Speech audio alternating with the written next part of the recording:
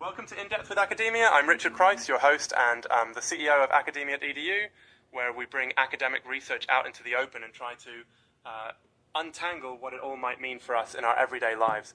Today we're taking a closer look at a paper by Eric Wahlberg that dives into a pretty, well, hotly debated and sometimes confusing topic: intersex versus transgender. Quote, the same, only different.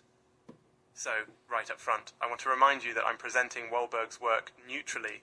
I'm not endorsing any stance. I'm just here to explore this paper with you and hopefully spark a bit of, thoughtful reflection. Let's jump right in. What core question does Wahlberg tackle? Basically, he asks, what's the difference between being intersex and being transgender? And why is it that they're, and this is his phrasing, the same, only different? And why does it matter to the people involved and to broader society? Now, maybe you're thinking, hold on, isn't that obvious? But it turns out it's not.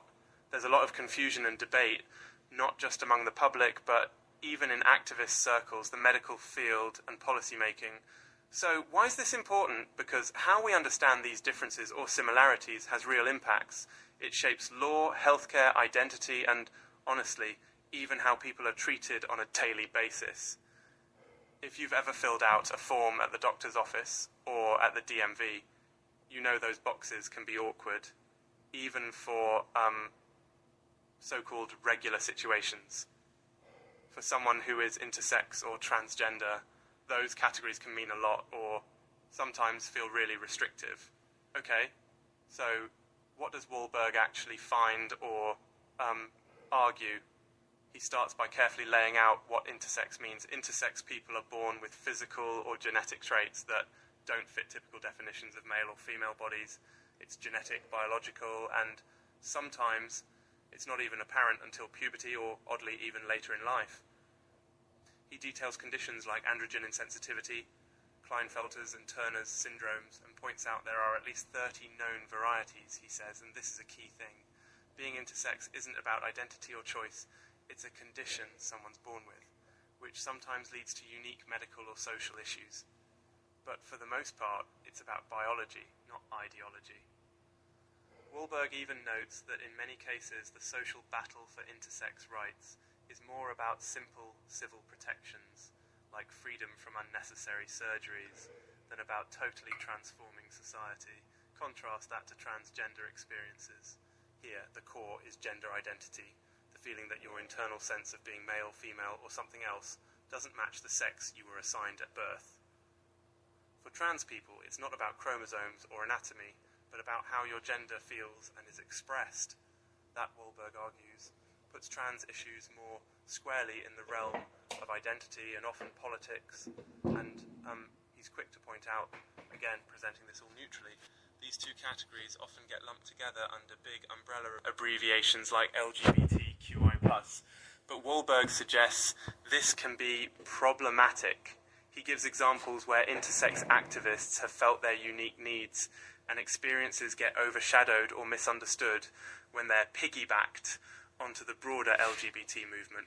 Let's just pause there. I mean, have you ever noticed in your own life or workplace that lumping things together or, using one-size-fits-all categories can sometimes erase the details? It's like this happens with shipping labels too, right? Fragile, perishable. But what if something is both or neither? Sorry, bit of a digression there. But categories, they can matter, and they can also obscure unique life stories.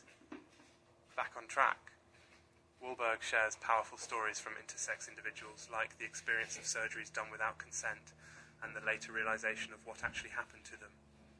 He talks about the evolving legal landscape, like Malta banning non-consensual surgeries, or the US seeing its first legal recognition of non-binary genders, and he also gives examples of how complicated it can be for transgender people, especially when it comes to regrets about transitions or the difference between social acceptance and medical reality.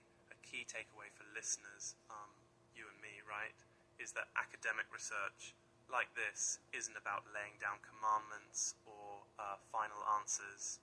Instead, these are jumping off points for thinking more deeply about what identity means, what fairness might look like in medicine and law, and even what what it means for us individually to live in diverse and changing societies. So, to wrap up, Wahlberg concludes that intersex and transgender experiences overlap in the sense of being other than the norm, but their origins, needs, and political realities are often distinct. The whole discussion pushes us to think critically about policy, language, and, above all, empathy for people whose lives are different from ours. And let's be honest, academic work always offers perspectives, not the truth. So, if you're listening and you disagree, or you have thoughts, well, that's exactly the conversation research is meant to spark. All right. I hope this gives you a solid, if whirlwind, tour of Eric Wahlberg's paper. Remember, I'm not endorsing or refuting these arguments, just presenting them for you to consider. Thanks for listening to In Depth with Academia. See you next time.